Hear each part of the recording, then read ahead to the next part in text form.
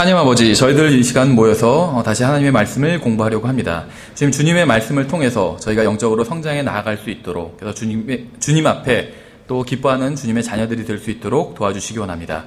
감사드리며 예수님의 이름으로 기도드렸습니다. 아멘.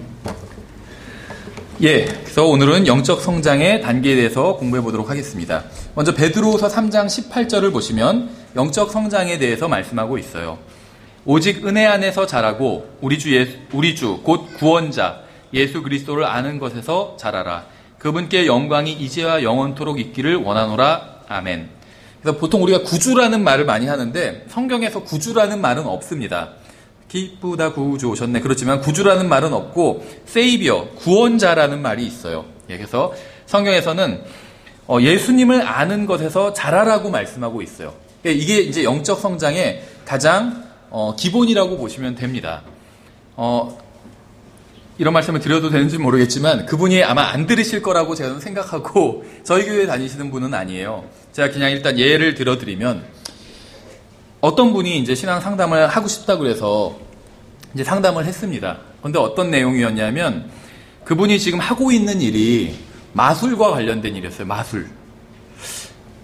그러면서 자기가 그거를 계속 해야 되는지 모르겠다 이렇게 얘기를 하시더라고요. 그런데 예전 같으면 무슨 얘기입니까? 성경에 분명히 하지 말라고 그랬는데 마술을, 심지어 마술 하는 사람은 구약 성경에선 돌로 쳐 죽이라고 했는데, 물론 신약 시대에 그렇게 할 수 있는 건 아니지만 그 정도로 하나님께서 미워하시는 건데 왜 그런 걸 갖고 고민을 하시냐 이렇게 얘기를 했을 텐데 계속 이제 그런 상담을 하다 보니까 조금은 달라지더라고요. 왜냐하면 그렇게 얘기를 하면 이제 그분이 그때 당시엔 딱 그걸 받아들이고 그만둘 수는 있어요. 근데 저의 말로 인해서 그만두게 된 거잖아요. 그러면 나중에 이제 그걸 그만두고 나서 자기가 다른 거 해서 먹고 살아야 되는데 적당한 게 없을 땐 제 원망을 하게 된다는 거죠. 괜히 그 형제님이, 그 목사님이 그렇게 얘기해서 그거 믿었다가 내가 더 어려워졌다 상황이 이렇게 될 수도 있고.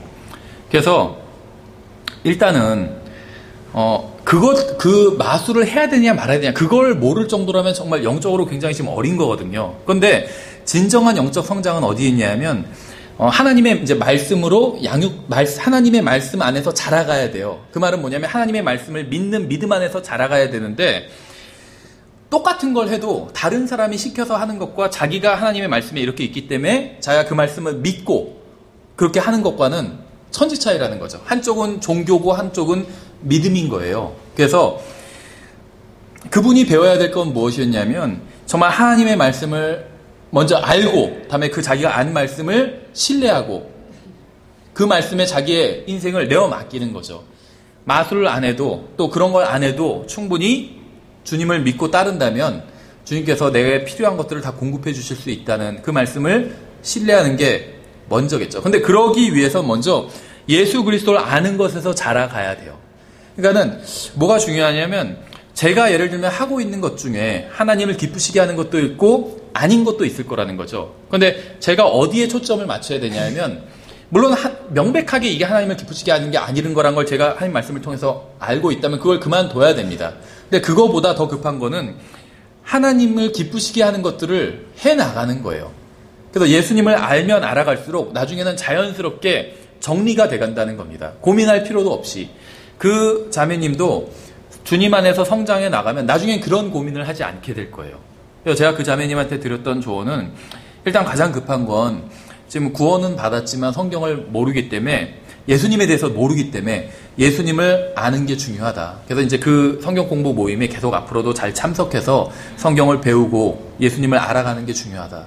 그러면 분명히 말씀드리지만 나중엔 지금 고민하는 이 문제로 인해서 나중에 고민하지 않게 될 거라고 자연스럽게 정리가 될 거라고 그렇게 얘기를 드렸어요. 왜냐하면 제가 원하는 건 그 자매님이 제가 한 말로 인해서 뭘 그만두고 뭘 하게 되고 이게 아니라 본인이 믿음 안에서 자라가서 하나님의 말씀으로 해서 본인이 결정해서 그걸 그만두고 또 하게 되고 이렇게 돼야 된다는 거죠. 그게 진정한 영적 성장이라는 겁니다. 여기서 예수 그리스도를 아는 것에서 자라가야 돼요. 주님을 더 알아가면, 진짜 알아가게 되면, 물론 이제 거기서 끝은 아니지만 알아가게 되면 많은 문제들이 해결될 수 있습니다. 내가 진짜 문제라고 생각했던 것들이 나중에는 정말 문제가 아니었구나 이렇게 생각할 수도 있다는 거예요.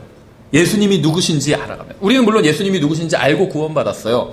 하지만 예수님에 대해서 다 아는 게 아니라 정말 아주 극히 일부만 알고 있는 거거든요. 근데 거기서 더 알아가게 되면 우리가 많은 것으로 염려하고 고민하고 걱정하고 있는 것들이 자연스럽게 해결될 수 있다는 겁니다. 여기서 우리를 구원으로 부르신 하나님께서는 우리를 성장으로 부르십니다. 어떤 사람들은 구원만 받으면 다 되는 줄 알아요. 그런데 그거는 시작에 불과합니다. 생각해 보세요. 구원은 출생한 거예요. 구원 받았다고 해서 하나님께서 여러분들을 칭찬해 주시는 건 아니라는 겁니다. 왜냐하면 구원은 여러분이 한 일이 아무것도 없잖아요. 그냥 예수님을 믿은 것밖에 없어요. 믿은 건 일이 아니거든요. 일은 예수님께서 다 하셨어요. 십자가 위에서. 나는 그걸 믿었을 뿐이죠. 그러니까 하나님께서는 구원해 주셨습니다. 그럼 이제 거기서 시작이 되는 거예요. 그 다음에 이제 성장해 나아가야 됩니다. 그렇죠. 그래서 잘 먹고, 예를 들면 뭐 운동 열심히 하고 잘 자고 그래야지 이제 아기들이 성장해 나아가는 거잖아요. 그것처럼 영적으로도 마찬가지라는 겁니다. 잘 먹고 하나님의 말씀을 잘 먹고 또 주님 안에서 잘 안식하고 또 뭐 다른 걸 또 해야 되는 게 있겠죠. 그러면 영적으로 성장해 나가게 된다는 겁니다. 그래서 하나님께서는 그리스도를 아는 것을 잘하라고 말씀하셨어요. 영적 성장을 하라고 말씀하고 있는 겁니다. 그래서 이거는 우리의 의무이고 또 하나님의 명령이고 다른 한편에서는 또 우리의 특권일 수도 있고, 그렇죠. 구원받은 사람만이 자라갈 수가 있잖아요. 구원받지 않은 사람은 구원받는 게 가장 중요한 일일 거예요. 근데 이미 구원받은 사람은 자라가는 게 이제는 중요한 일이라는 겁니다. 구원은 이미 받았기 때문에. 예, 그래서 영적인 생명이 있습니다. 육신적인 생명이 있는 것처럼 영적인 생명이 있어요. 예수 그리스도를 내 구원자로 받아들이는 순간 성령님께서 들어오셔서 영적으로 죽었던 그 영이 다시 살아나게 됩니다. 영이 살아나게 돼요. 이게 이제 성경에서 말씀하시는 구원입니다. 그러니까 사람의 측면에서 하는 건 예수님을 믿는 것이고, 하나님의 측면에서는 하나님께서 성령으로, 거룩한 영으로 내 안에 들어오셔서 영적으로 죽어있던 그 영을 다시 살려주신다는 겁니다. 그래서 우리의 육체가 생명이듯이 다시 살아난 영도 생명이에요. 생명은 반드시 성장해야 합니다. 성장하지 않은 생명은 성장하지 않은 상태로 있는 것이 아니라 결국 기형아가 되고 비정상이 된다는 거예요. 그렇죠. 아이들도 성장해야 되잖아요. 그렇죠. 마찬가지로 영도, 내 안에서 다시 태어난 이 영도, 이걸 다른 말로 하면 성경에서는 이제 로마서에서는 속사람이라고 얘기하고 있죠. 이 속사람이 성장해 나가야 됩니다. 바르게 성장하지 않으면 기형아로 성장하게 된다는 거예요. 성경은 또 은혜 안에서 자라라고 말씀하고 있어요. 은혜 안에서 자라기 위해서는 먼저 은혜 안에 있어야 되죠. 그래서 성경 우리가 구원받은 것은 전적으로 하나님의 선물이고 또 은혜라고 말씀하고 있습니다. 그래서 구원받은 사람은 은혜 안에서 이제 자라갈 수 있게 된 거예요. 우리가 구원받았을 때, 다른 말로 하면 다시 태어나게 되었을 때 새로운 성품을 받았습니다. 그래서 사람은 안에는 그 사람의 어떤 본질을 이루고 있는 성품이 있어요. 그 사람의 육신 안에는 혼이 있고 그 혼에는 그 사람의 본질을 이루고 있는 성품이 있습니다. 근데 이 성품을 뭐라고 부르냐면 성경에선 옛 성품이라고 불러요. 그렇죠. 근데 구원받은 사람은 성령님께서 그 안에 들어오셔서 새로운 출생을, 영적인 출생을 주시기 때문에 새로운 성품을 소유하게 됩니다. 그래서 구원받은 사람은 두 가지 성품을 가지고 있는 거예요. 옛 성품과 새 성품. 그래서 새 성품은 다시 태어났기 때문에 이 새 성품이 자라나야 될 필요가 있다는 겁니다.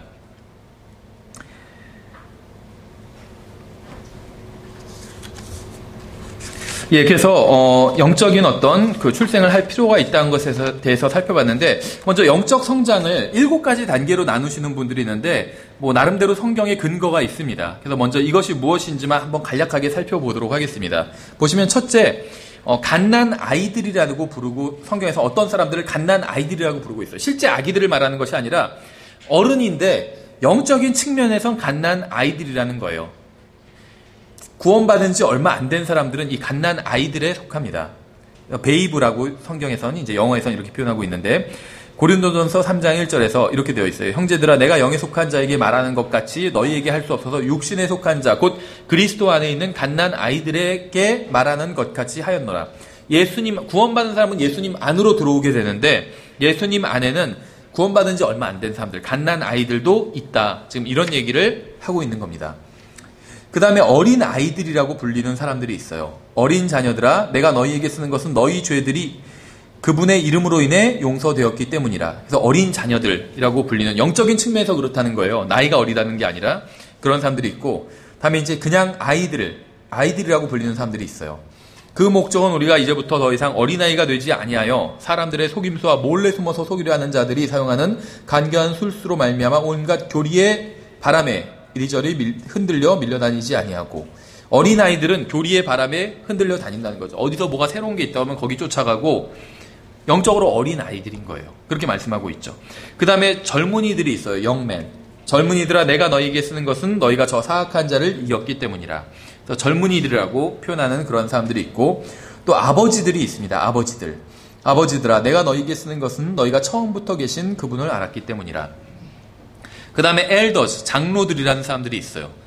너희 가운데 있는 장로들에게 권면하노니 나 역시 장로요 그리스도의 고난의 증인이요 또한 앞으로 나타날 영광에 참여할 자니라. 또 나이 많은 자, the aged라는 표현을 쓰고 있습니다. 예, 그래서 사도 바울이 자기가 지금 나이가 많은 그런 자가 되었다. 이건 어떤 영적인 그런 것들을 말하는 것이라고 볼 수가 있어요. 그런데 이제 이것을 저희는 그냥 좀 단순하게 더 생각해서 3단계로 한번 다시 정리를 해봤습니다. 비슷한 것끼리 묶어서. 요한일서 2장에 보시면 이 3단계에 해당하는 사람들이 나와 있어요. 요한일서 2장 12절에 보시면 이렇게 되어 있습니다. 요한일서 2장 12절부터 14절까지 잘 읽어보면, 어린 자녀들아, 내가 너희에게 쓰는 것은 너희 죄들이 그분의 이름으로 인해 용서되었기 때문이라. 지금 어린 자녀들, 구원받은 지 얼마 안 된 사람들이죠. 이 사람들이 뭐와 관련이 있는지가 보이죠. 죄가 용서받은 것, 구원받을 때 죄가 용서받게 됩니다. 출생이 일어나게 되고, 그럼 이제 어린 아이들, 자녀들이 되는 거겠죠. 아버지들아, 내가 너희에게 쓰는 것은 너희가 처음부터 계신 그분을 알았기 때문이라. 아버지들, 영적으로 좀 성숙한 사람들은 처음부터 계신 하나님을 어느 정도 알고 있어요. 그렇죠. 젊은이들아, 내가 너희에게 쓰는 것은 너희가 저 사악한 자를 이겼기 때문이라. 어린 자녀들아, 내가 너희에게 쓰는 것은 너희가 아버지를 알았기 때문이라. 아버지들아, 내가 너희에게 쓰는 것은 너희가 처음부터 계신 그분을 알았기 때문이라. 젊은이들아, 내가 너희에게 쓰는 것은 너희가 강하고 하나님의 말씀이 너희 속에 거하며 너희가 다 저 사악한 자를 이겼기 때문이라. 비슷한 말씀이 좀 반복되고 있는데 한번 이제 조금씩 살펴보도록 하겠습니다. 먼저 이제 출발이 있어야겠죠. 그래서 영적인 출생이 있습니다. 영적인 출생. 생명은 즉각적으로 성장하지 않습니다. 우리는 거듭났을 때 영적인 면에 있어서 장성한 상태로 거듭난 것이 아니라 영적인 씨앗으로 새로운 생명으로 출생을 한 겁니다. 그러니까 제가 어떤 그 육신적인 나이는 많을지라도 지금 예수님을 믿었다면 지금 새로운 영적으로는 아이로 출생했다는 거예요.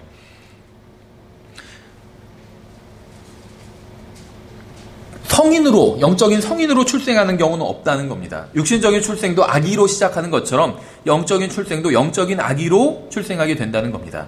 그래서 영적인 세 사람의 모든 기능이 다 드러나기 위해서는 성장의 시간이 필요하다는 거예요. 한마디로 영적으로 성장해 나가기 위해선 시간이 필요하다는 겁니다. 그렇다고 해서 우리가 육신적으로는 성인이 되기 위해서 20년이 걸리잖아요. 영적으로도 20년이 걸린다. 이런 얘기는 아닙니다. 어떤 사람은 좀 더 짧게 3년, 5년 만에 완전히 성장해 나갈 수도 있게 되겠죠. 반대로 어떤 사람 20년, 30년이 돼도 전혀 성장하지 않는 사람들도 많이 있어요. 그래서 어쨌든 간에 사람마다 시간은 다르겠지만 영적으로 성장해 나가는 데 있어서는 시간이 필요하다는 거죠. 제가 예전에 어떤 방문했었던 미국 교회에서는 그 오전 예배 전에 이제 성경 공부 시간이 있었는데 이제 작년 성경 공부가 있고 기초 성경 공부가 있었어요. 그래서 새신자 성경 공부가. 근데 새신자의 기준을 몇 년으로 봤냐면 5년으로 보더라고요. 그래서 5년 미만은 이쪽으로 가시오. 이렇게 써 있더라고요. 5년 이상은 저쪽으로 가고. 그러니까 5년 이상은 작년 성경 공부고 성인 성경 공부고 5년 미만은 이제 새신자 성경 공부로 그렇게 구분을 했던 것 같아요. 어떤 교회는 3년으로 구분하는 경우도 있고. 그러니까 최소한 그 정도는 있어야 영적으로 성장이 어느 정도 이루어진다. 이렇게 보는 거겠죠. 성경에는 그런 연수가 딱 정해져 있지는 않습니다. 어쨌든 간에 영적인 성장도 시간이 필요하다는 건 사실이에요. 이것으로 해서 우리가 알 수 있는 게 무엇일까요? 나 자신도 영적으로 성장하기 위해서 시간이 필요해요. 그러니까는 너무 조급하게 굴 필요는 없겠죠. 꾸준히 정말 하나님의 말씀으로 영적 양식을 삼고 조금씩 성장해 나가야지 어떤 처음부터 영적인 사람으로 확 성장해 나갈 수는 없다는 겁니다. 또 다른 측면에선 다른 사람도 마찬가지라는 거예요. 나만 영적으로 성장하는데 시간이 걸리는 것이 아니라 다른 사람도 영적으로 성장하는데 시간이 걸린다는 거죠. 그래서 다른 사람에 대해서 좀 관대한 자세를 가져야 될 필요가 있다는 거예요. 저 형제는 왜 저래? 하면서 그렇게 비판하지 말고 기도해주고 기다려줄 필요가 있다는 거죠. 그래서 다른 사람에 대해서 성경은 함부로 비판하라고 말씀하고 있지 않아요. 그 사람이 서는 것이나 넘어지는 것이나 다 주님의 손 안에 있다고 말씀하고 있죠. 그럼 어떻게 해야 되느냐? 다른 사람을 위해서는 기도해 주는 거예요. 기도해 주는 것. 저 형제가 영적으로 성장할 수 있도록 이렇게 저 형제를 하나님께서 좀 치셔서라도 막 이렇게 기도하지 말고 영적으로 하나님의 말씀으로 잘 성장해 나갈 수 있도록 이렇게 기도해야 되는 거겠죠. 그래서 인내로 좀 다른 사람을 기다려줄 필요가 있다는 겁니다. 예, 영적인 성장은 사람마다 진행 속도와 성숙도의 차이가 있습니다. 이거는 저도 뭐 잘 모르는 영역일 수는 있는데 어쨌든지 간에 그 사람의 기본적인 성품이 좀 더 온유한 사람이 있어요. 그렇죠. 그러면은 성령의 열매 중에 온유도 있잖아요. 그러니까 그런 사람은 좀 더 진행 속도가 빠르겠죠. 또 굉장히 이기적인 사람이 있어요. 그런 사람은 좀 영적인 성장의 진행 속도가 늦겠죠. 사실 어떤 사람이 성장했느냐 아니냐는 뭐 이게 꼭 영적인 문제만이 아니라 육신적인 그냥 일반적인 문제에서도 얼만큼 그 사람이 이기적인가, 다른 사람을 생각하고 배려해 주는가로 드러난다고 봅니다. 아이들끼리 두면 서로 싸우잖아요. 장난감 하나 가지려고 서로 갖겠다고 싸우잖아요. 그렇죠. 근데 어른과 아이가 있으면 장난감 갖겠다고 서로 싸울 수도 있겠지만 어지간해서 잘 싸우지는 않는다는 거죠. 갖고 논다고 하면 갖고 놀으라고 양보한다는 거죠. 왜냐하면 어른은 성장했기 때문에. 영적인 것도 마찬가지라는 거예요. 다른 형제에 대해서, 다른 자매에 대해서 배려해주고 기다려주고 한다면 그건 그 사람이 영적으로 성장한 사람만이 그렇게 해줄 수 있다는 겁니다. 다른 사람에 대해서 비판적이고 기다려주지 못하고 배려하지 못하고 이거는 영적으로 성장하지 않았기 때문이에요. 그렇죠. 그래서 왜 교회에 어떤 뭐 지정석이 있는 게 아닌데 자기가 앉는 자리가 있어요. 그래서 어떤 분은 누가 자기 자리에 앉으면 굉장히 기분 나빠해요. 심지어 누가 새신자가 와서 앉았는데 새신자인데 좋지 않냐고 그래도 저렇게 방문해서 우리 교회 오고 그래도 내 자리인데 저기는 그렇게 얘기한다는 거죠. 다른 데 가라 그래 저 사람. 왜 다른 데도 있는데 꼭 저 자리에 앉는 거야 하면서 배려해주지 못하는 거죠. 그거는 교회에 나온 지도 오래됐지만 영적으로 전혀 성장하지 못했다는 거죠. 예, 그래서 사람마다 성장하는 속도에는 차이가 있습니다. 예수님께서도 베드로가 이제 베드로가 회개할 때 예수님께서 부활하시고 나서 베드로를 다시 만났잖아요. 그래서 네가 나를 사랑하냐 3번 물으셨죠. 그러면서 내 양을 먹이라 이렇게 말씀하셨는데 내 어린 양을 먹이라 또 이렇게 또 말씀하시죠. 그러니까 예수님의 구원받은 사람은 다 예수님의 양인데 어떤 사람은 예수님의 양이고 어떤 사람은 예수님의 어린 양이에요. 그렇죠. 영적으로 어린 사람도 있고 좀 장성한 사람도 있기 때문에 또 영적으로 강한 사람도 있고 약한 사람도 있습니다. 지역교회는 물론 하나님의 군대와 같긴 하지만 하나님의 군대라고 하니까 뭐가 다 일사불란해야 되고 막 다 똑같아야 되고 그렇게 생각하는 사람들이 있어요. 군대는 군복도 다 똑같이 입고 다 똑같아야 되잖아요. 영적인 전쟁을 한다는 면에 있어서 교회가 군대와 같다는 거지 나머지가 다 똑같아야 된다 이런 얘기를 하는 건 아닙니다. 영적으로 강한 사람도 있고 어린 사람도 있고 약한 사람도 있고 다양한 사람들이 있어요. 군대 무슨 특공대가 아닙니다. 우리는 양무리 가족과 같은, 성경은 오히려 교회를 가족과 같다고 말하고 있어요. 가족 막 다 강한 사람만 우리 가족이 될 수 있어 이런 건 아니잖아요. 아기도 있고 또 정말 어머니 아버지 노인도 있을 수 있고 가족은 다양한 사람이 존재한다는 거죠. 교회도 마찬가지라는 겁니다. 그래서 성경은 그런즉 우리 강한 자들은 마땅히 약한 자들의 연약함을 담당하고 우리 자신을 기쁘게 하지 말아야 하리라. 얼마나 정말 정확한 얘기를 하고 있어요. 자기가 강하다고 생각한다면 약한 자들의 연약함을 담당하고 자기 자신을 기쁘게 하지 말래요. 그렇죠. 정말 강한 사람은 성경에 의하면 다른 사람을 기쁘게 해주는 거예요. 이게 오니까 뭐도 없고 왜 이래? 그럼 자기는 강하다는 거잖아요. 함부로 판단을 하니까. 다른 사람을 기쁘게 해줘야 된다는 거예요. 자기가 기준이 되어서는 안 된다는 거죠. 예, 한 성도에게 있어서 영적 성장은 대략적으로 크게 보면 이제 3단계로 크게 나눠볼 수가 있습니다. 첫째는 아기의 단계, 갓난 아기부터 어린 아이까지 아이의 단계. 두 번째는 이제 젊은이의 단계입니다. 세 번째는 아버지의 단계예요. 한번 여러분 자신은 어디에 속하는지 한번 생각을 해보세요. 뭐 다른 사람한테 얘기하진 않아도 됩니다. 그냥 자기 자신이 어느 단계에 속하는지, 아기인지, 아이인지, 젊은이, 청년인지, 아니면 아버지인지. 한 사람의 영적 성장을 획일적으로 판단하기는 힘들어요. 어떤 부분에 있어서는 장성한 것 같은데 어떤 부분은 아직 장성하지 못한 부분도 있고. 저도 그래요. 그렇죠.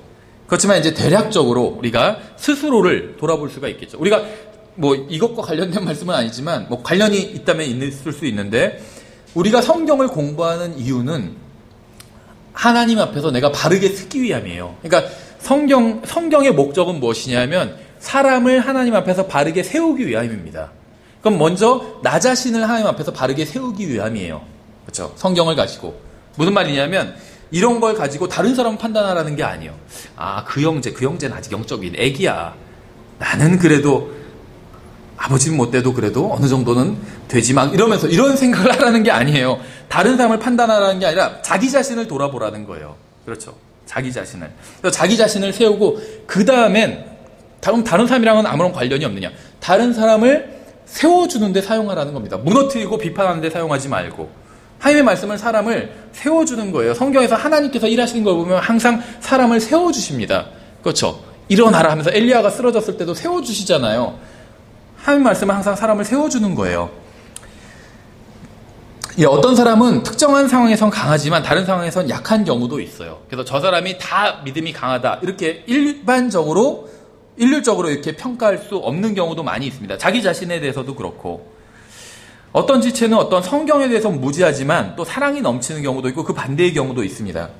한쪽 면으로는 아버지 같은 신앙을 가지고 있지만 다른 면으로는 청년 같을 수도 있습니다. 그렇죠? 또 한쪽으로는 청년 같지만 다른 면에선 갓난 아기 같을 수도 있고, 하나님께서 매번 동일한 방법으로 역사하시는 것은 아닙니다. 하나님의 자녀들 중 어떤 사람은 구원받자마자 바로 쑥쑥 성장하는 경우도 있어요. 또한 처음에는 더디게 성장하지만 나중에는 완숙한 단계에 정말 이르러서 아주 굳건해지는 사람도 있습니다. 그래서 영적으로 늦게 출생했지만 먼저 출생한 자보다 더 빨리 성장하는 경우도 있어요.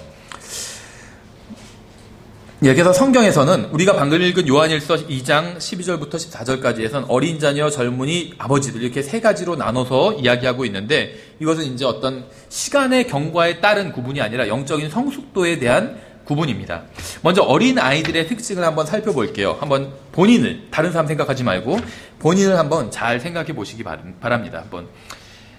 어린 자녀들아, 내가 너희에게 쓰는 것은 너희 죄들이 그분의 이름으로 인해 용서되었기 때문이라. 영적인 갓난 아기는 영적인 생명이 자라지 못했기 때문에 아직 육신적인 모습을 그대로 가지고 있어요. 고린도전서에서도 그래서 이렇게 얘기하고 있죠. 내가 영에 속한 자에게 말한 것 같이 너희에게 할 수 없어서 육신에 속한 자, 곧 그리스도 안에 있는 갓난 아이들에게 말한 것 같이 하노라. 영에 속한 사람이 있고 육신에 속한 사람이 있다 이렇게 얘기하고 있죠. 근데 육신에 속한 사람은 그리스도 안에 있는 갓난 아이들이라 얘기하고 있어요. 그러니까 육신에 속한 사람은 갓난 아이예요. 근데 그럼 영에 속한 사람은 반대로 나오진 않지만 장성한 사람이겠죠. 영적인 것들, 이런 것들을 생각해요. 그러면 그 사람은 장성한 사람이라는 거죠. 근데 육신에 속한 것들을 생각하고 그것이 기준이 돼요. 그럼 이 사람은 갓난 아이겠죠. 육신에 속한 것을 전혀 생각하지도 말아라. 뭐 먹을지 생각하지도 말아라. 예를 들면 점심시간에 나가서 식당에 가서 밥을 먹어야 되는데 뭐 먹을까? 예를 들면 동료가 그러니까 너 왜 자꾸 육신에 속한 것만 생각해? 이렇게 하지 말라. 그런 얘기가 아닙니다. 그렇죠. 그런 건 해야 돼요. 근데 항상 육신에 속한 게 기준이 돼요. 이득이 얼마인지, 그걸 하면 이득이 얼만데 예를 들면 그렇죠. 그래도 그게 이득은 없지만 저 형제한테 유익할 수 있었는데 아니 그런 거 상관없고 이득이 얼마나 되냐고 이런다면 그 사람은 육신에 속한 사람이고 영적으로 갓난 아기에 해당한다는 거죠. 영적으로 성장하지 못하고 육신적인 그리스도인은 그 사람이 언제 구원받았건 30년, 40년, 50년 전에 구원받았다 할지라도 아직 하나도 성장하지 못한 거예요. 육신적인 게 기준인 사람은. 그렇죠. 아이들은 부모의 보호를 받으며 무엇을 신뢰할 수 있는지 배우게 됩니다. 영적으로 어린 아이들은 영적인 것들을 아직 온전히 이해하지 못해요. 그래서 이렇게 얘기하고 있어요. 형제들아, 이해하는 일에는 아이가 되지 말라. 너희가 오직 악한 일에는 아이가 될지라도 이해하는 일에는 어른이 될지니라. 그렇죠. 악한 일에는 아이가 되래요. 아이들은 악한 거 잘 모르죠. 사기치는 방법 이런 거 자세히 아는 아이는 없어요. 그냥 거짓말을 할 줄은 알아도 어떻게 하면 무슨 사기를 치고 이런 거는 몰라요. 어떻게 하면 뭐 위조를 하고 아이들은 이런 거 모릅니다. 그러니까 악한 일에는 아이처럼 되래요. 무지하라는 거예요. 어떤 사람은 그래도 악한 일을 잘 알아야지 그게 나쁜 거라는 걸 알고 다음에 안 하게 된다. 뭐 이런 주장하는 있는 사람도 있는데 성경에선 그렇지 않아요. 아예 몰라도 된대요. 악한 것들은. 걔도 다 경험해 봐야 돼. 그래야지 그게 나쁘다는 걸 알아. 그러면서 해보라고 권면하는 사람을 본 적도 있어요. 근데 아니에요, 성경은.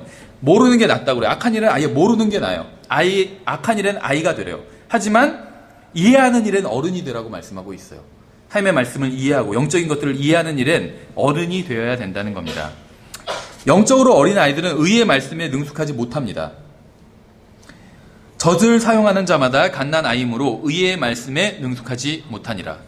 의의 말씀에 능숙하지 못하대요. 의의 말씀. 능숙하지 못하다는 것은 어떤 체험을 하지 못했음을 의미합니다. 그렇죠? 그 말씀은 그냥 알아요. 근데 자기가 체험은 못하고 있어요. 머리로는 아는데. 그러면 정직해야 된다. 그러면 머리로는 알아요. 근데 체험은 내가 해본 적이 없어요. 정직해 본 적이 없기 때문에. 그럼 영적으로 어린 거예요. 그렇죠? 영적으로 어린 아이들은 네 번째, 거짓 교리에 미혹을 당합니다. 그 목적은 우리가 이제부터는 더 이상 어린아이가 되지 아니하여 영적인 측면을 말하는 거죠. 사람들의 속임수와 몰래 숨어서 속이려 하는 자들이 사용하는 간결한 술수로 말미암아 온갖 교리의 바람에 이리저리 흔들려 밀려다니지 아니하고, 또 요한일서 3장 7절에서는 어린 자녀들아 아무도 너희를 속이지 못하게 하라. 우리가 무슨 세상에서 속는 거, 사기당한 거 이런 얘기가 아닙니다. 저 형제님 뭐 사기를 3천만 원 사기를 당했대. 영적으로 어린가 봐. 이런 얘기가 아니에요. 세상에서 어떤 사기당하고 이런 얘기에 속는 이런 얘기가 아니라 영적인 면에 있어서 그렇다는 거예요. 잘못된 교리를 덥석 물고 따라가요. 누가 그렇다고 하니까 정말 그런 게 맞나 보다 하고. 근데 사실은 예수님만 믿어야 구원받는 게 아니래 글쎄 하면서 그런 거 따라가는 거예요. 성경에서 분명하게 말씀하고 있는데 거기에 귀를 기울이는 게 아니라 누가 하는 뭐 그럴듯한 거, 뭐가 어디에 좋은 게 있다더라 하면 거기 막 따라가기에 바쁘다는 거죠. 그러니까 온갖 교리의 바람에 이리저리 흔들려 다녀요. 환란 통과했다가 안 했다가 했다. 제가 그 아는 어떤 안지 오래된 목사님이 있어요. 물론 그 목사님과 저는 한 번도 만난 적은 없는 목사님인데 계속 바뀌는 목사님이 있어요. 그래서 어떤 분은 그분을 뭐 들쭉날쭉 목사님이라고 막 그렇게 부르기도 하는데 정말 계속 바뀌어요, 교리가. 참고로 저는 이제 개인적인 친분은 전혀 없는 목사님이에요. 온갖 교리의 바람에 이리저리 흔들려 밀려다니는 사람들이 있어요. 이건 영적으로 어린 거예요. 그렇죠? 또 아무도 너희를 속이지 못하게 하라고 말씀하고 있잖아요. 그렇죠? 영적인 측면에 있어서 속이지 못하게 하라는 거예요. 속지 않을 수 있어요. 우리는 하나님의 말씀이 있기 때문에. 누가 무슨 말을 하면 하나님의 말씀으로 비교해 봐야 돼요. 여러분도 마찬가지예요. 제가 무슨 말을 하면 그냥 받아들이는 것이 아니라 하나님의 말씀으로 비교해 봐야 돼요. 이 사람이 혹시 이상한 얘기하고 있지 않나? 그래서 속이지 못하게 해야 돼요. 그렇죠. 여러분이 하나님의 말씀을 읽지 않으면 속이기가 쉬워요. 하나님의 말씀을 읽고 알고 있으면 속일 수가 없어요. 그렇죠. 다른 말로. 성경에는 사실 이런 말씀도 있거든요 하면서, 예를 들면 성경에는 목사 잘 섬기라는 말씀도 있어요 하면서 속일 수가 없어요. 없는데요. 그런 말씀 성경에 하면 할 말이 없잖아요. 그렇죠. 근데 성경에 잘 모르니까, 물론 이제 잘 가르치는 장로를 2배나 더 존경하고 뭐 그런 말씀들은 있죠. 근데 예를 들면 뭐 모든 것을 다 목사한테 갖다 바쳐라든지 그런 말씀은 없다는 거죠. 그렇죠. 예를 들면 또 11조 안 하면 큰일 난다든지, 하나님께서 다른 죄는 다 용서해 주셔도 11조 안 하는 죄는 절대 용서 안 하신다든지, 이렇게 속이는 사람도 봤어요. 그래서 심지어 킹제임 성경 믿는다고 하는 교회에서도 11조 갖고 그런 식으로 성도들을 막 겁죠. 그래서 11조 안 하면 하나님께서 분명히 치실 겁니다. 병원비로라도 하나님께서 뜯어가실 겁니다. 그러니까는 하나님께서 다른 죄는 다 살인죄도 용서해 주시는데 왜 11조 문제는 하나님께서 용서를 안 해주시는지 저도 이해가 안 됐었어요. 제가 예전에 다리도 교회에서 그렇게 가르친 교회에서, 그래서 거기서 가장 추천하는 책 중에, 아마 지금도 그 교회 다니시는 분들 아실 거예요. 자기네 교회 얘기하는지. 책 중에 뭐가 있냐면 그 11조, 정확한 책 제목 잊어버렸는데 11조를 뭐 해서 성공한 록펠러 뭐 이런 비슷한 제목의 책이 있어요. 록펠러에 대한 이야기. 그래서 뭐 시카고 대학을 세우고 엄청난 부자였잖아요. 백만장자였잖아요. 그 사람이 백만장자가 된 거는 11조를 잘했기 때문이다. 그래서 그걸 추천도서로 그렇게 해요. 그렇죠. 그런 것, 성경을, 하나님의 말씀을 알면 그런 걸로 못 속인다는 거예요. 그렇다고 저희는 뭐 11조 하면 안 됩니다, 이런 얘기가 아니에요. 신약 성경에 11조는 구약 얘기고, 신약 성경에선 각 사람이 마음에 정한 대로 하라고 그랬어요. 그렇죠. 하지만 인색하게 하지 말라고 그랬죠. 또 그럼 인색하게 하지 말라고 했으니까 마음에 정한 대로 그냥 많이 해야겠다. 근데 참 아깝다. 그렇게도 하지 말라고 그랬어요. 그렇죠. 즐겁게 하라고 그랬잖아요. 또 없는 돈을 꿔서 하지 말라고 그랬어요. 가진 거에서 드리라고 그랬어요. 그렇죠. 그리고 가장 중요한 건 먼저 자신을 주님께 드리라고 했어요. 먼저 자신의 마음을 주님께 드려야 돼. 마음도 없는데 드리는 건 의미가 없다는 거예요. 그래서 우리가 헌금함 위에 붙여놨죠. 헌금의 원리라고. 그대로만 하면 됩니다. 뭐 11조를 하든 20분의 1을 하든 5분의 1을 하든 그건 상관이 없어요. 전혀 하나님께서 왜냐하면 하나님께서 우리가 헌금을 하는 걸 원하세요. 근데 여기 오해하시면 안 돼요. 이런 얘기하면 이제 본색을 드러낸다 보다 막 이렇게 생각하는 사람들이 있는데 헌금을 하는 걸 원하세요. 하나님께서. 근데 왜 원하시냐면 돈이 없기 때문이 아니에요. 하나님께서 돈이 없는 분이 아니에요. 그렇죠. 성경에서는 너희 돈이 있는 곳에 마음도 있다고 그랬어요. 생각해보세요. 제가 집에 현금으로 1억이 아니라 한 10억이 있다면 제 마음이 어떨까요, 지금? 실제 있는 건 아니에요. 먼저 찾아가지 마세요. 없어요. 근데 있다면 제가 마음이 편하진 않겠죠. 빨리빨리 끝내고 집에 가서 집에 가야겠다 이런 생각하지. 돈이 있는 곳에 마음이 있을 수밖에 없어요. 만약에 우리 은행에 제가 뭐 한 100억이 있다면 우리 은행이 갑자기 뭐 위험하다 이런 기사 읽으면은 제가 마음이 편하지 않겠죠. 돈이 있는 곳에 제 마음이 있어요. 하나님께서는 여러분의 마음이 하나님께 있기를 원하세요. 그렇죠. 그래서 헌금을 하는 걸 원하시는 거예요. 다만 액수는 상관없다는 거예요. 하나님은 모든 게 다 하나님 온 세상 만물을 만드신 분인데 액수는 상관없다는 거예요. 그래서 과부가 동전 2개를 넣었을 때 지금 개념의 동전은 아니지만 어쨌든 간에 동전 2개를 넣으셨을 때 칭찬하셨다는 거예요. 더 많이 넣는 사람보다 과부를 칭찬하신 거예요. 그렇죠. 그러니까 마음이 가장 중요하다는 거예요. 마음이 없다면 헌금을 안 하셔도 돼요. 모르겠어요. 갑자기 재정적으로 어려워질 수도 있는데 성경에서는 그렇게 말씀하고 있어요. 마음이 없으면 먼저 자신을 주께 드리라고 했어요. 자기도 안 드리면서 그냥 돈이나 하나님 좀 주시면 뭐 이거 먹고 떨어지세요 이런 것도 아니고 그건 전혀 의미가 없다는 거예요. 그렇죠.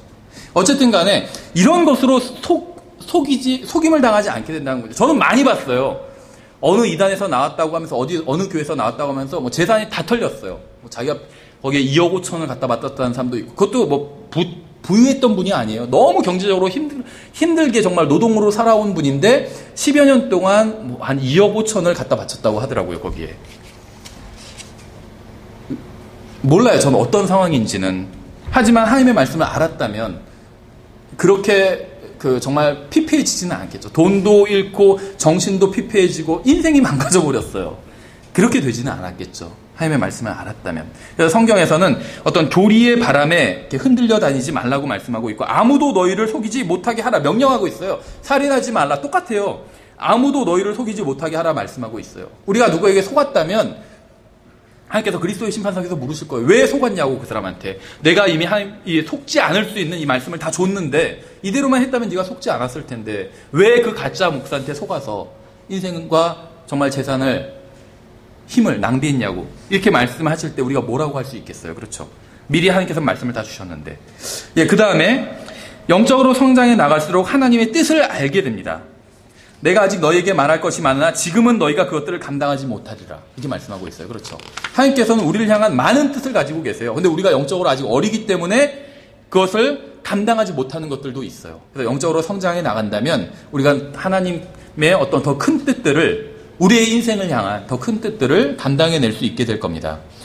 사도 바울이 권면한 것과 같이 빨리 성장해서 영적인 어른이 될 필요가 있습니다. 어른이 될지니라 이렇게 고린도전서 14장 20절에서 말씀하고 있죠. 그 다음에 이제 젊은이들의 특징을 한번 살펴보도록 하겠습니다. 젊은이들아 내가 너에게 쓰는 것은 너희가 저 사악한 자를 이겼기 때문이라. 성경은 젊은이들을 힘과 연관짓고 있어요. 잠언에서는 젊은 자들의 영광은 그들의 힘이오 이렇게 얘기하고 있어요. 그렇죠. 그래서 나이 드신 분이 힘이 없으면 이해를 합니다. 그렇죠. 연세가 드셨으니까. 근데 젊은 사람이 힘이 없으면은 이제 좀 뭔가 한 소리 듣게 되죠. 젊은 사람이 왜 이렇게 힘도 못 써 하고. 그렇죠. 저도 그런 얘기를 예전엔 들었다가 어느 순간부터는 더 이상 그런 얘기를 안 하더라고요. 지하철에 대중교통 이용해서 지하철에 앉아 있을 때 나이 드신 분이 타면 예전엔 저를 사람들이 쳐다보고 그랬는데 지금은 안 쳐다보더라고요. 가만히 있어도. 어쨌든지 간에 젊은 사람들은 힘과 연관을 짓고 있습니다. 성경은 이 사람들이 하나님의 말씀을 알고 있다고 얘기하고 있어요. 영적인 아버지들처럼 아는 건 아니지만 아이들처럼 의의 말씀에 미숙한 것도 아닙니다. 그렇죠? 젊은이들아 내가 너에게 쓴 것은 너희가 강하고 하나님의 말씀이 너희 속에 거하며 너희가 저 사악한 자를 이겼기 때문에. 하나님의 말씀이 없이 성장할 수는 없어요. 그래서 젊은이들이 영적인 아비들처럼 하나님의 말씀을 아는 건 아니지만 어느 정도는 하나님의 말씀을 알고 있습니다. 그래야지 젊은이가 될 수 있어요. 하나님의 말씀을 아예 모른다? 그러면은 젊은이가 될 수 없어요. 영적인 지금 성장을 말하는 거예요. 그럼 영적인 아기로 계속 머물러 있게 된다는 거죠. 영적으로 성장하기 위해선 지식이 자라게 됩니다. 지식이 자라면 믿음도 잘할 수가 있어요. 지식이 자란다고 해서 믿음이 다 자라는 건 아닙니다. 지식이 하지만 자라지 않고는 믿음이 자랄 수가 없어요. 왜냐하면 우리가 말하는 믿음, 세상에서 말하는 믿음과 달라요. 그래서 우리가 정말 성경을 제대로 믿으려면 용어 정리가 다시 되어야 됩니다. 세상에서는 그냥 나는 그렇게 믿어 이렇게 얘기할 수가 있죠. 그럼 그 말을 그거는 믿음을 네가 믿음이란 말을 잘못 사용하고 있는 거 이렇게 얘기할 필요는 없어요. 세상에선 그렇게 사용합니다. 믿음이란 말을. 그러니까 자기가 바란다거나 이럴 때 사용할 수 있어요. 난 그렇게 되리라고 믿어 이렇게 하는 게.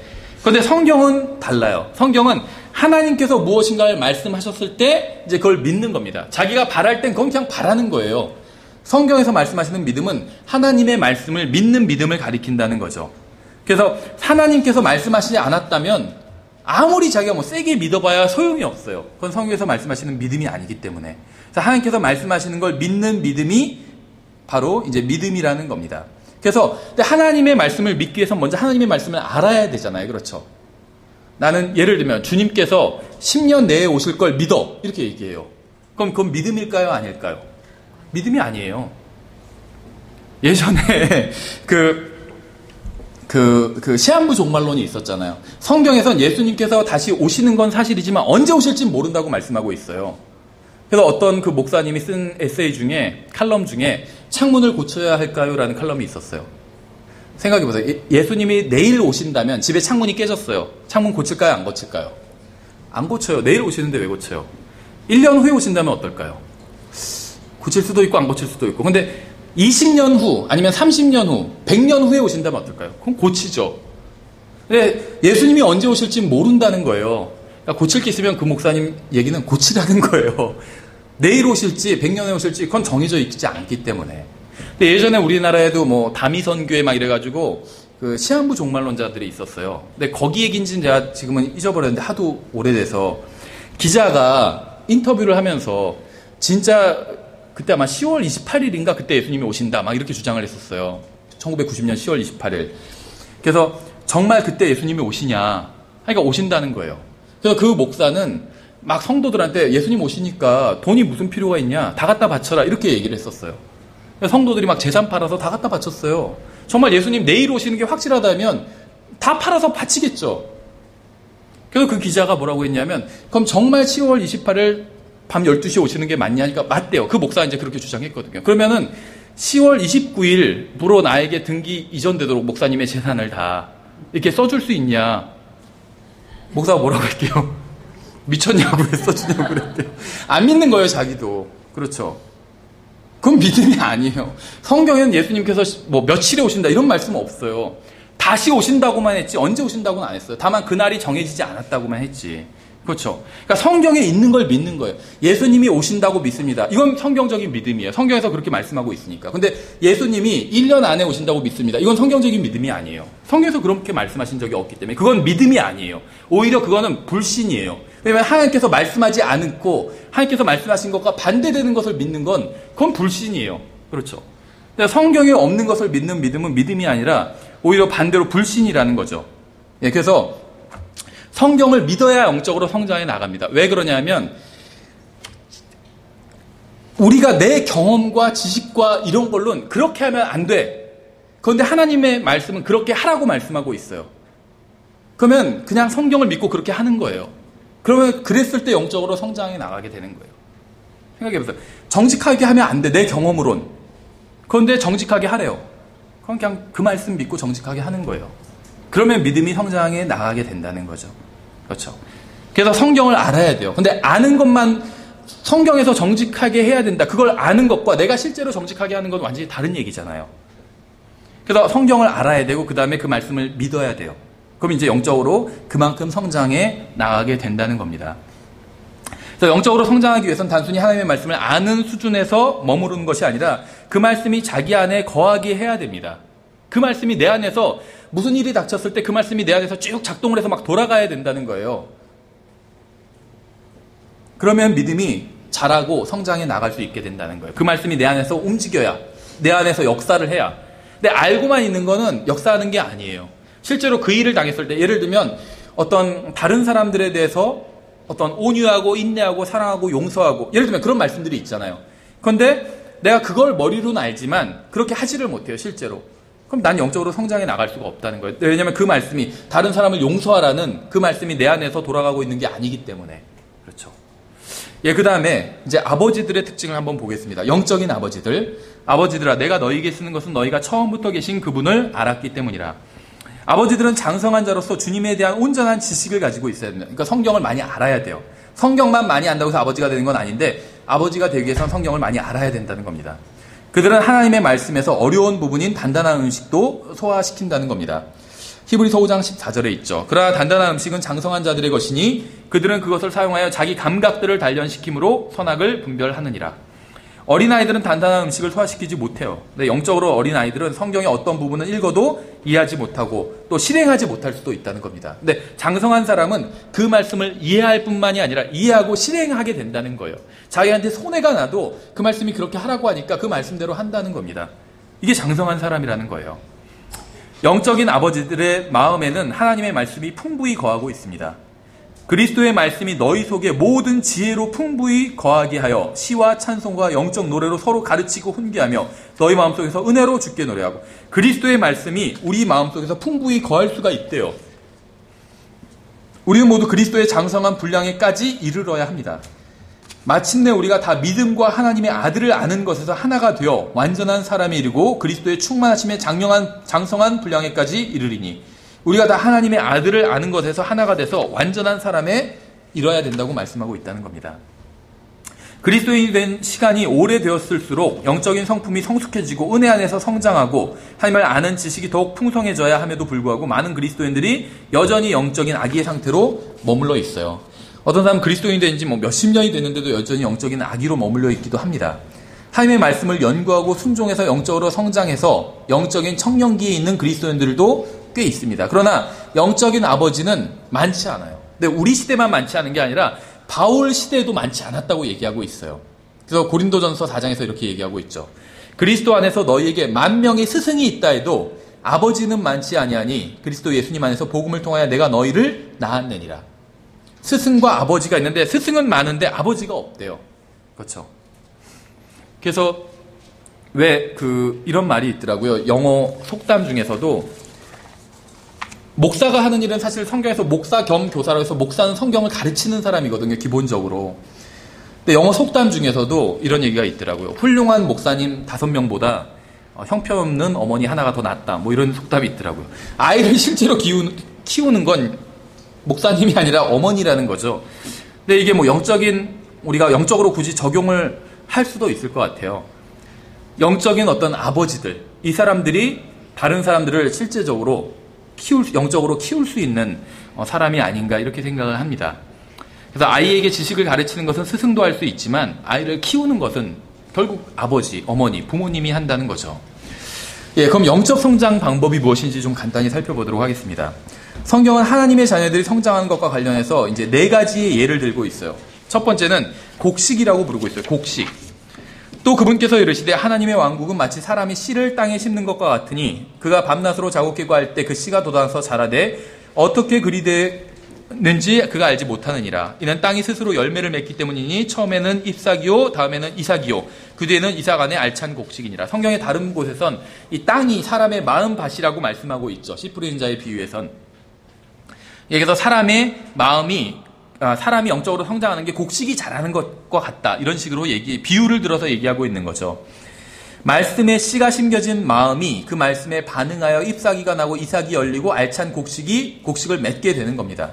이것을 영적 성장으로 대응하면 잎사귀는 어린아이들이고 이삭은 젊은이들이고 알찬 곡식은 아버지들이죠.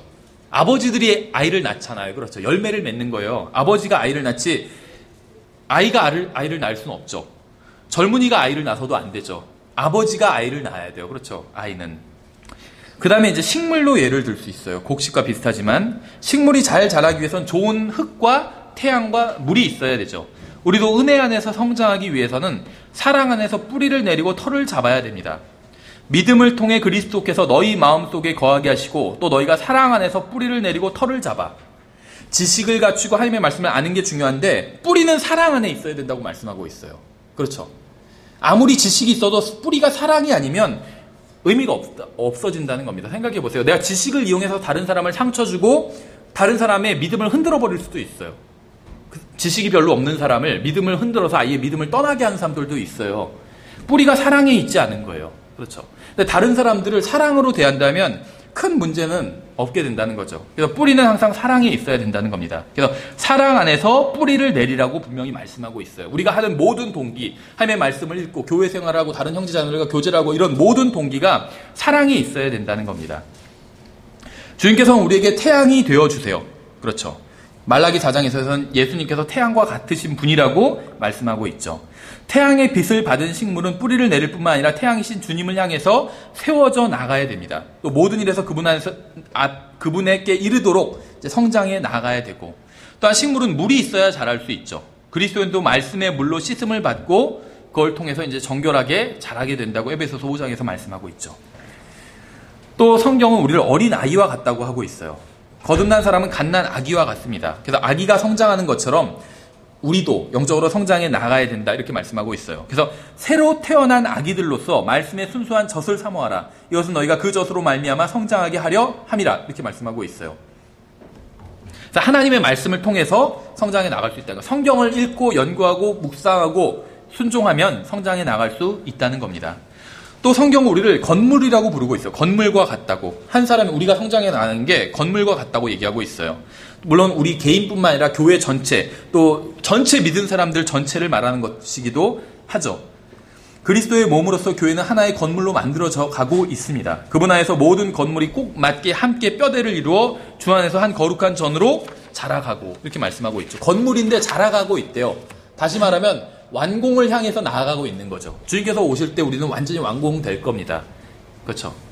그래서 제가 계속 드린 말씀이지만 그리스도인은 다 아직 변화되지 않은 그리스도인, 이 세상에 살고 있는 그리스도인들은 다 공사 중인 거예요. 공사 중인 건물을 보면 막 흉측하고 이상하잖아요. 완공되고 나면 이제 제대로 딱 건물이 멋있어지는 거죠. 그래서 다른 사람을 함부로 평가하면 안 돼요. 공사 중이에요.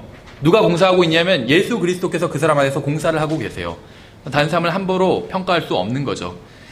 전체 그리스도의 몸에서 보자면 그리스도인 한 사람 한 사람은 건물을 이루는 하나의 벽돌과 같습니다. 마찬가지로 그리스도인 개인도 또 하나의 건물과 같아요.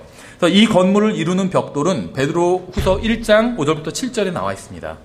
이것과 더불어 열심을 다하여 너희의 믿음의 덕을, 덕의 지식을, 지식의 절제를, 절제의 인내를, 인내의 경건을, 경건의 형제 친절을, 형제의 친절에 사랑을 더하라. 계속해서 하나하나 벽돌을 쌓아가고 있는 거죠.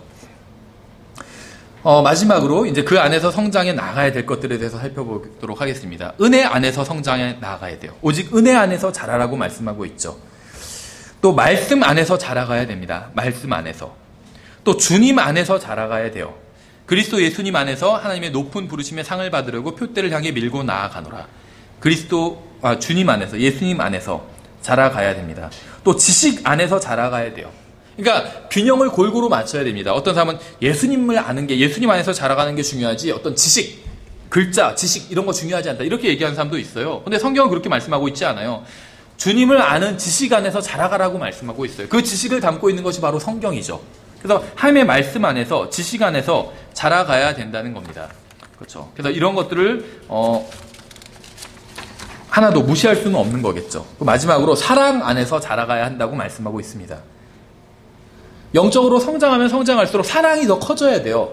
영적으로 성장은 했지만 저 형제는 전혀 사랑하지도 않는다. 그러면 그 사람은 성장한 게 아닙니다. 그냥 지식만 많아진 거예요. 다른 사람들을 특히 그리스도 안에 있는 이 형제 자매들을 사랑할 수 있어야 돼요. 사랑할 수 없으면 성장한 게 아닙니다. 지식은 사람을 교만하게 할 수 있어요. 지식은 사랑 안에 있을 때에만 사람을 세워줄 수 있고 선한 열매를 맺을 수 있습니다. 그러니까 지식이란 건 그 뿌리가 반드시 사랑 안에 있어야 돼요. 그래야지 사람을 세워줄 수 있습니다. 사랑이 없는 지식은 교만하게만 한다는 거예요. 이제 우상들에게 바친 것들에 관하여는 우리가 다 지식이 있는 줄로 아나니 지식은 우쭐대게 하나 사랑은 세워주느니라. 사람을 세워주는 건 사랑이에요. 지식이 아니라는 거예요. 사랑이 뿌리를 이루고 있기 때문에 지식만 있으면 우쭐대게 한다는 거예요. 우리는 이런 것도 안 돼. 쟤네들은 이런 것도 모르고 꼭 유치원생 같대요. 예를 들면 우리는 대학원생이고 쟤네는 유치원생이야. 굉장히 유치하게 말이야. 비판이나 하고. 그거는 지식은 우쭐대게 한다고 말씀하고 있어요. 근데 사람을 세워주는 건 사랑이라는 것이죠. 생각해보세요. 예수님께서 지식만 있고 사랑이 없었다면 세상 사람들을 보면서 쟤네들 봐, 저런 죄를 짓고 저런 죄를 짓는 사람들은 지옥에 가고 불못에 던져서 어떻게 되고 이런 말씀만 하셨겠죠. 지식만 있었다면. 사랑이 있었기 때문에 인간의 몸을 입고 내려오신 거예요. 예수님의 사랑이 없었다면 우리는 구원받지 못했을 겁니다. 그렇죠. 여기서 사랑 안에서 자라가야 됩니다. 마지막으로 영적으로 성장하지 못하는 이유에 대해서 살펴보고 마치도록 하겠습니다. 옛사람을 벗어버리지 못하기 때문에 영적으로 성장하지 못하는 겁니다.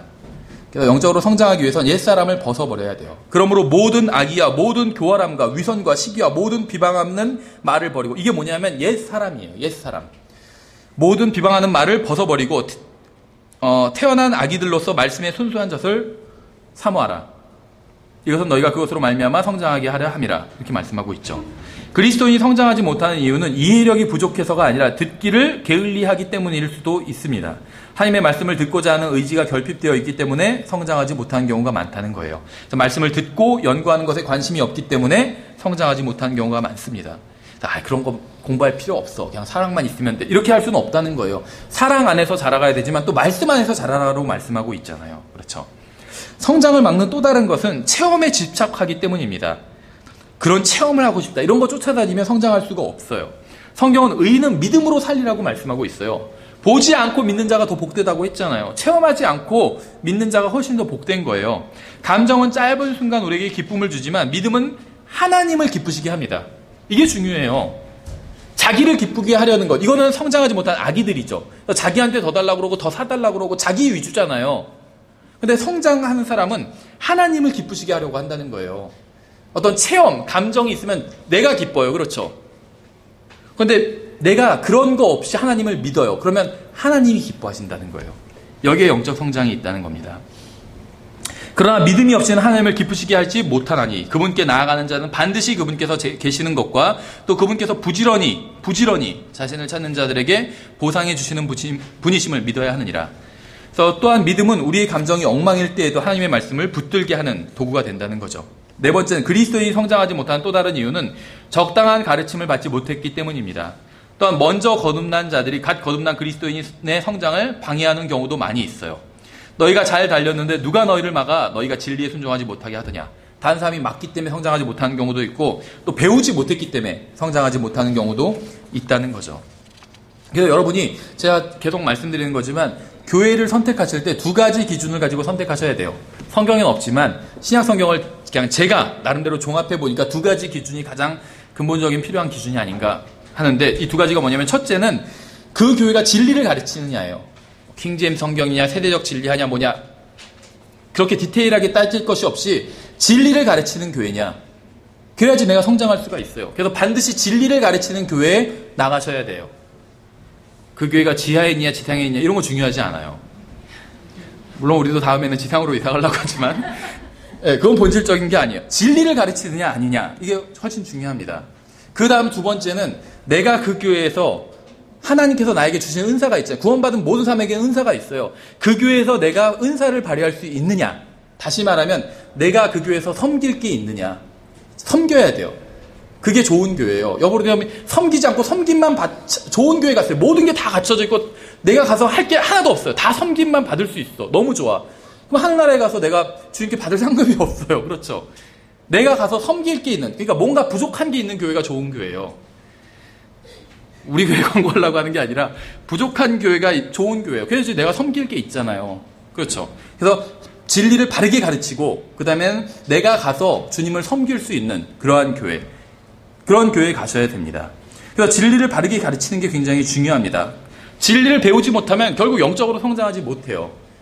왜 구원받은 사람들은 많은데 한국에, 그런데 왜 영적으로 성장한 사람들이 적을까요? 배우지 못했기 때문이에요. 그러니까 그 책임은 목사들에게 있죠. 목사들이 진리를 가르치지 않으니까 성장을 할 수 없는 거죠, 성도들이.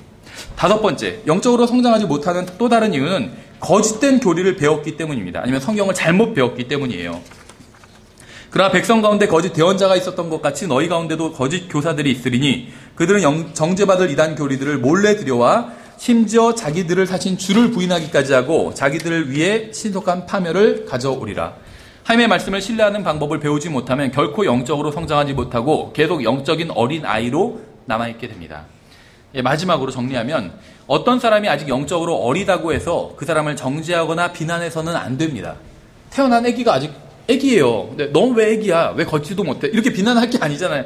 기다려주고 도와주고 해야지. 그렇죠. 영적인 것도 마찬가지라는 거예요. 저 형제는 왜 저래? 교회 도움도 안 되고. 그렇게 비난하지 말라는 거예요. 아직 영적으로 어려서 그래요. 그럼 도와주면 돼요. 본인은 그런 걸 볼 수 있는 눈이 있잖아요. 그 형제는 그런 걸 볼 수 있는 눈도 없이 그냥 아무 생각 없이 교회 나오고 있는 형제면 본인이 볼 수 있으니까 본인이 도와주면 돼요. 그렇죠. 그 다음은 단지 성장기를 거치고 있는 중일 뿐이에요. 도와줘야 된다는 거죠. 우리가 영적 성장에 대해서 공부하는 것은 다른 그리스도인들을 판단하고 정죄하기 위함이 아니라 우리 자신을 돌아보기 위함입니다. 만약 우리가 성경을 좀 안다고 해서 우쭐거리면서 우리의 성경 지식을 다른 그리스도인들을 판단하고 정죄하는 데 사용한다면 우리 스스로 영적 악의임을 드러내는 거예요. 그렇죠? 나 이렇게 많이 하는데 넌 왜 이렇게 모르니? 이거나 똑같은 거예요. 우리 아빠 뭔데 너희 아빠는 뭐야 하면서 싸우는 거나 똑같은 거예요. 도와줘야지 성장한 사람이지 다른 사람 정죄나 하고 그런데 우리 지식을 사용한다면 그거는 스스로가 나는 영적인 악이다라는 걸 드러내는 것일 뿐이라는 것이죠. 그래서 우리가 오늘 아주 간단하게 영적 성장에 대해서 살펴봤는데 이제 이걸 통해서 본인 스스로 점검해 보시고 지금 일종의 예비고사를 본 거라고 생각하시면 돼요. 그리스도의 심판석에서 이제 본 진짜 시험이 열리게 됩니다. 그래서 오늘 아주 간단하게 살펴본 이 내용을 마음속에 생각하셔서 정말 그리스도의 심판석을 준비하실 수 있는 그런 또 계기로 삼으셨으면 좋겠습니다. 예, 잠깐 제가 기도하고 마치도록 하겠습니다.